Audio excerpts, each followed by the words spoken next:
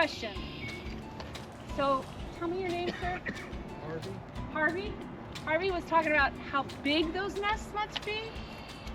Yeah, they're pretty big. So we're gonna focus on the bird because we know that's pretty standard bird to bird to bird. There's a little bit of variation. How tall do you think a great blue heron is? How did you know? I didn't, I'm guessing. You did? That is spot on! I thought you were a plant. I'm 5'6". What was that?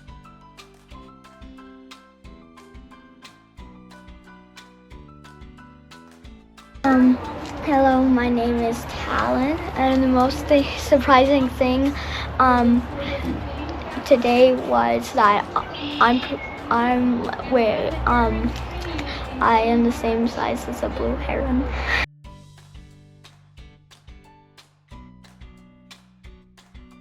Carol Garcia, and we came out to learn more about the blue herons in our area. We like to go on what we call mini safaris, looking for all things around Wyoming. What's the most surprising thing that you learned today or saw today? I think the size and the weight.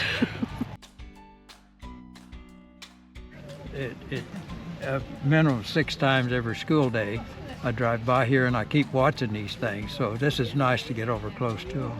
What's the most surprising thing that you saw today or learned today? The weight of them.